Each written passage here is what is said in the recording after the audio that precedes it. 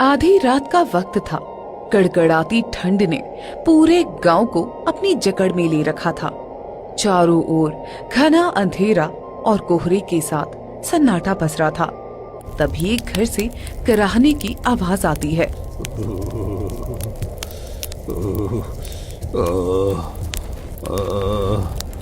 क्या हुआ पिताजी, आप ऐसे क्यों कांप रहे हो? बेटा मुकेश, मुझे बहुत ठंड लग रही है बेटा। मुझे कोई और गर्म कपड़ा दे दो। मुझे भी ये ठंड बर्दाश्त नहीं हो रही है और लगता है मेरी तबीयत खराब हो रही है। मुझे दवाई और कुछ गर्म कपड़े दे दो। ठीक है पिताजी, मैं अभी आपके लिए कुछ गर्म कपड़े लेकर आता हूँ। मुकेश घर के अंदर से कुछ गर्म कपड़े लाकर सुखू को दे देता है, लेकिन फिर भी सुखू ठंड से कांपता रहता है। बेटा, ये जमा देने वाली ठंड मुझे और बर्दाश्त नहीं हो रही है। ठंड मेरे शरीर के अंदर तक उतर गई है। हाथ पांव सुन्न हो रहे हैं बेटा। सांस भी बोझ लगने लगी है। अंदर से ऐसी कमजोरी महसूस हो रही है, जैसे लगता है जैसे मेरी सारी ताकत बर्फ बनकर जम गई हो। मुझे नहीं लगता है बेटा अब मैं इस ठंड में बच पाऊंगा। पिताजी, आपको कुछ नहीं होने दूंगा। मैं अभी भैया को बुला कर ले आता हूँ। इतना कहकर मुकेश अपने बड़े भाई के पास जाता है और मन ही मन सोचता है, मुझे नहीं लगता कि भैया पिताजी का इलाज करवाएंगे, लेकिन इस हालत में भैया कुछ न कुछ तो पिताजी के लिए जरूर करेंगे। फिर वो अपने बड़े भाई पंकज के पास आता है। भैया भैया भैया, आप सो रहे हैं? उठिए ना, पिताजी की तबीयत बहुत खराब हो रही है। क्या हो गया? तुम इतनी रात को शोर क्यों मचा रहे हो? भैया, पिताजी की तबीयत बहुत ज्यादा खराब हो रही है। कुछ पैसे दे दीजिए ताकि मैं उनके लिए औषधि ला सकूं। इलाज की उन्हें सख्त जरूरत है भैया। अरे मेरे पास अभी पैसे नहीं है, रहने दो, बाद में उनका इलाज करवा दूंगा। नहीं भैया, पिताजी की हालत बहुत नाजुक है। अगर समय पर इलाज नहीं हुआ तो वो मर भी सकते हैं। अगर तुझे इतनी ही फिक्र है ना तो जाकर खुद ही उनका इलाज करा दे। मेरे पास इस वक्त बिल्कुल पैसे नहीं है, जब होंगे तब इलाज करवा दूंगा। फिर मुकेश उदास होकर अपने कमरे में चला जाता है। क्या हुआ जी, आप इतने परेशान क्यों हो? भैया, पिताजी की इलाज के लिए पैसे नहीं दे रहे हैं। तुमने थोड़े से जो पैसे अलग से रखी थी वही दे दो, मैं उसी से पिताजी का इलाज करवा दूंगा। ठीक है जी। फिर संगीता पैसे निकालकर मुकेश को दे देती है और मुकेश उन्हीं पैसों से अपने पिता का इलाज करवाता है। ऐसे ही देखते ही देखते 2-4 दिन बीत जाते हैं और प्रतिदिन सुखू की तबीयत और ज्यादा खराब होती चली जाती है। फिर एक दिन अचानक सुखू इस दुनिया को छोड़कर चला जाता है।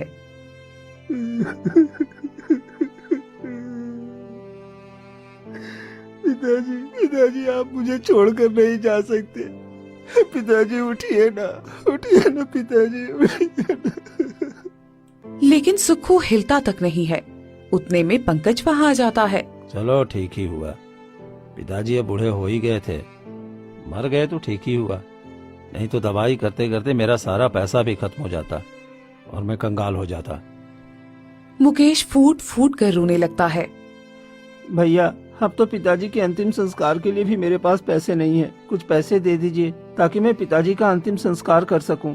ठीक है, मेरे पास थोड़े ही पैसे हैं, उतने ही दूंगा। मेरे पास ज्यादा पैसे नहीं हैं। ठीक है भैया, जो भी है, पिताजी का अंतिम संस्कार तो करना ही है। फिर दोनों भाई जैसे तैसे अपने पिता का अंतिम संस्कार कर देते हैं। कुछ दिन बीत जाते हैं। आधी रात को पंकज अपने कमरे में सोया होता है। तभी उसकी पत्नी उसे जगाती है। देखो जी, अब पिताजी भी इस दुनिया में नहीं रहे और इतने दिनों से हम ही इस घर की सारी जिम्मेदारियां उठा रहे हैं, तो ये सारा घर और जमीन अब हमारी होनी चाहिए ना। आप अपने भाई को इस घर से निकाल क्यों नहीं देते? हाँ लक्ष्मी, तुम ठीक कहती हो। खेत की वसीयत भी मेरे पास ही है। कल ही मैं उसको पूरे परिवार के साथ गांव से बाहर निकाल दूंगा। ये हुई ना बात। अब देखना हमारे बच्चे कैसे ऐश की जिंदगी जिएंगे। फिर दोनों सो जाते हैं और अगली सुबह, जी देखिए, हमारे पास जो भी जमा पूंजी थी वो सब हमने पिताजी के इलाज में लगा दी। ठंड बढ़ती जा रही है, पिंटू के पास एक भी गर्म कपड़ा नहीं है और हमारे पास 1 रुपया भी नहीं है। ऐसे में कैसे चल पाएगा? चिंता मत करो भाग्यवान, भगवान कुछ न कुछ रास्ता जरूर निकालेंगे। इतने में पंकज वहाँ आ जाता है।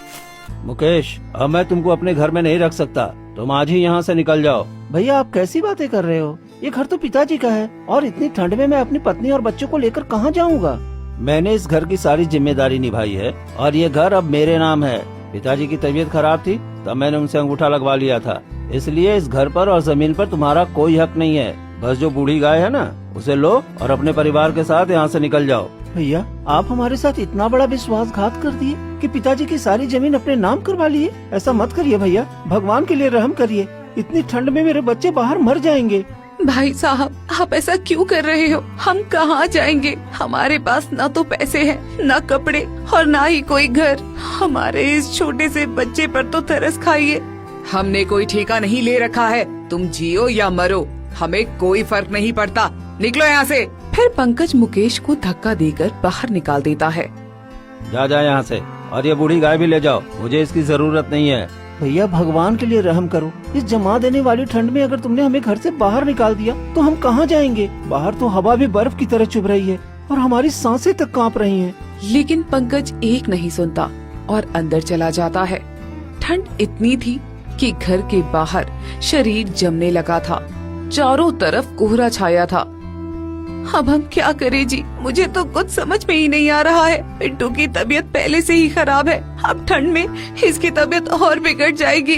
मुझे भी कुछ समझ में नहीं आ रहा है। और देखो, ये गौरी भी बेचारी कांप रही है, इसकी आंखों से आंसू निकल रहे हैं। दोनों उदास मन से वहाँ से निकल पड़ते हैं। तभी अचानक पिंटू ठंड के मारे बैठ जाता है। पिंटू बेटा उठो, क्या हो गया बेटा? माँ, मुझे बहुत ठंड लग रही है, मैं अब चल नहीं पा रहा हूँ। हे भगवान, मैं क्या करूँ? मेरी बेटी को ठंड लग रही है। तभी गाय जमीन पर बैठ जाती है और पिंटू को अपने पैरों से लिपटा देती है। देखो, ये गौरी बिल्कुल माँ जैसी है। इसे कैसे पता चला कि हमारे बच्चे को ठंड लग रहा है? इंसानों से तो जानवर अच्छे होते हैं जी। ये हमारी तकलीफ समझ सकती है, लेकिन हम उनकी तकलीफ समझ ही नहीं पाते हैं। हाँ, ये तो है। जब तक गौरी पिंटू को अपने पैरों में लपेटे हुए है, तब तक मैं गांव जाकर किसी से मदद मांगने की कोशिश करता हूँ। ठीक है, मैं यही गौरी और पिंटू के पास बैठती हूँ।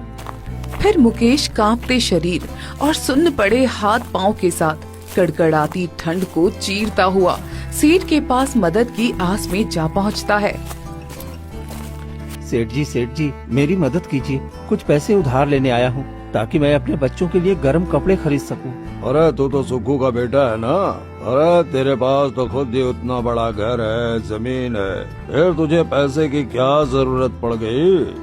भैया ने धोखे से सारा जमीन अपने नाम कर लिया है और पिताजी के इलाज में मेरे सारे जमा पूंजी वाले पैसे खत्म हो गए और भैया ने मुझे और मेरे परिवार को गाय के साथ घर से बाहर निकाल दिया है। और इतनी ठंड में मेरे बच्चे के ऊपर एक गर्म कपड़ा भी नहीं है। मेहरबानी कर दो सेठ जी। नहीं, मेरे पास पैसे नहीं है। वैसे बे, तुम जैसे भूखों को मैं पैसे क्यों दूं? अरे जब तेरे भाई ने तुझे खुद का पैसा नहीं दिया और घर से निकाल दिया तो मैं तुम्हें पैसे कहाँ से दूं? और तू पैसे चुकाएगा कैसे? आप मुझ पर विश्वास करिए, मैं आपके सारे पैसे चुका दूंगा। बस मुझ पर रहम करिए, मेरा बच्चा ठंड के मारे मर जाएगा। वो कांप रहा है। अरे तुम्हारे जैसे कितने भिखारी होंगे जो रोड में इसी तरह तड़प रहे होंगे ठंड में। तो भी जाओ और उसी में लाइन लगा ले। सेठ जोर जोर से हंसने लगता है और वहाँ से चला जाता है। हे भगवान, अब मैं क्या करूं? सेठ ने भी मेरी मदद करने से मना कर दिया। चलो गांव वालों के पास जाता हूं, शायद वो मेरी मदद कर दें। फिर मुकेश कई जगह जाता है पर उसकी मदद कोई नहीं करता है, बल्कि सभी उसकी स्थिति पर हंसते हुए चले जाते हैं। फिर मुकेश उदास होकर संगीता के पास आ जाता है। क्या हुआ जी, किसी ने हमारी मदद नहीं की क्या?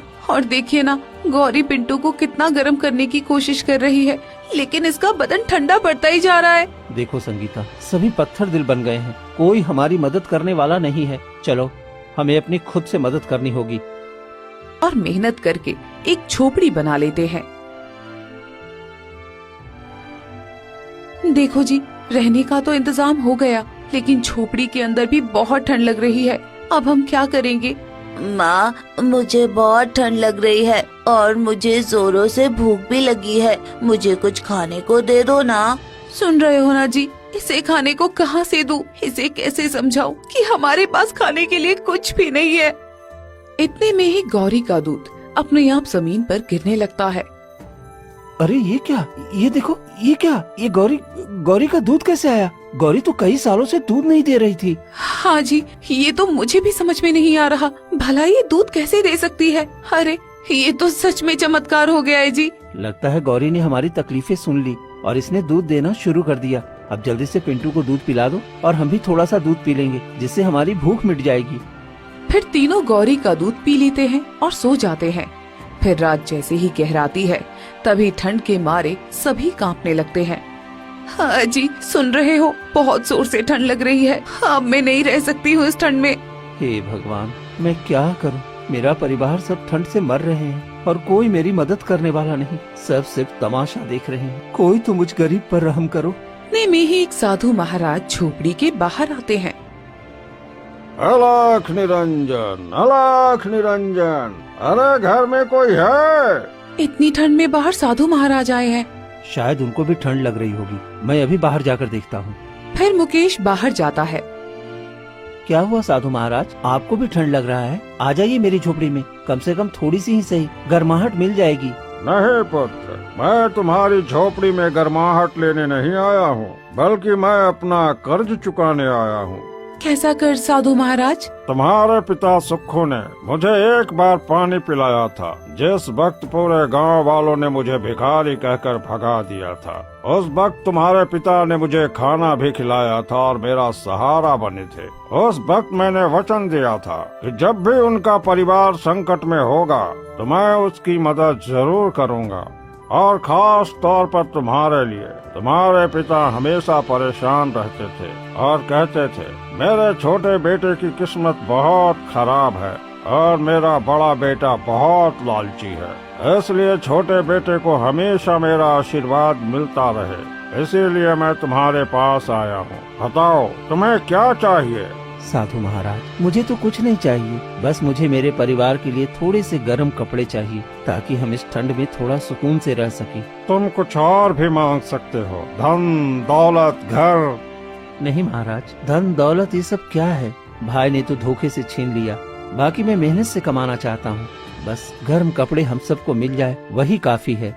हाँ साधु महाराज, हमारे लिए बस वही काफी है। ठीक है, रुक जाओ। फिर साधु अपनी पोटली से एक पुरानी चादर निकालते हैं। ये चादर कोई साधारण चादर नहीं है बेटा। मैंने कई वर्षों की तपस्या करके इस चादर को प्राप्त किया है। तुम इस चादर से अपने पूरे परिवार को ढक लेना। तुम्हारे शरीर के साथ साथ ये झोपड़ी भी पूरी तरह से गर्म हो जाएगी। क्या क्या सच में साधु महाराज? हाँ, लेकिन ये सिर्फ ईमानदारों के लिए काम करती है। अगर किसी ने लालच से चादर को धारण किया तो उसका उल्टा परिणाम होगा और इस चादर का प्रकोप उसे झेलना पड़ेगा। आपका बहुत बहुत धन्यवाद साधु महाराज, मैं इसका पूरा ध्यान रखूंगी। तभी साधु महाराज की नजर गौरी पर जाती है। और ये गौरी, ये कोई साधारण गाय नहीं है। इसमें तुम्हारे पिता का आशीर्वाद है। ये तुम्हारे सुख दुख की साथी है।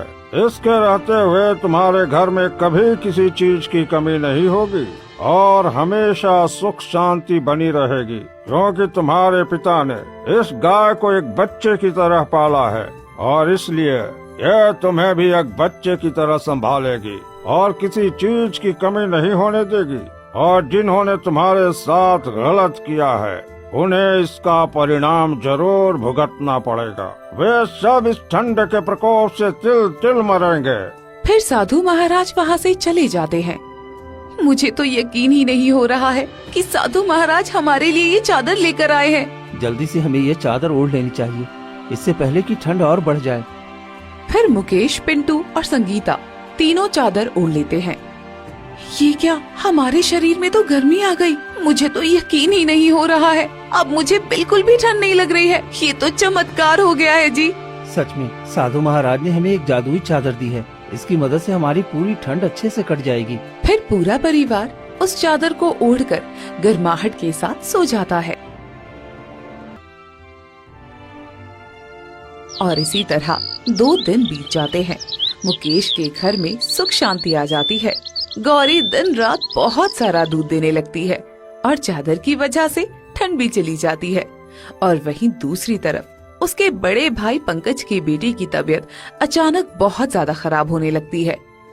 अरे जी देखिए ना, हमारे बेटे को क्या हो गया है। इसकी तबीयत प्रतिदिन खराब होती जा रही है। ये कुछ खा भी नहीं पा रहा। इसे ठंड लग चुकी है जी। मुझे भी कुछ समझ में नहीं आ रहा है। पहले तो हमारा बेटा हमेशा बिल्कुल ठीक रहता था, कभी ऐसी परेशानी नहीं हुई थी। आज फिर वैद्य से औषधि लेकर आऊंगा। तब तक खेत की फसल भी देख लेता हूँ, क्योंकि गोभी की फसल पूरी तरह से तैयार हो गई है और उसे काटकर बाजार भेजना जरूरी है। तभी कुछ पैसे भी आएंगे, क्योंकि हमारे पास सारे पैसे तो मोहन के इलाज में ही चले गए हैं।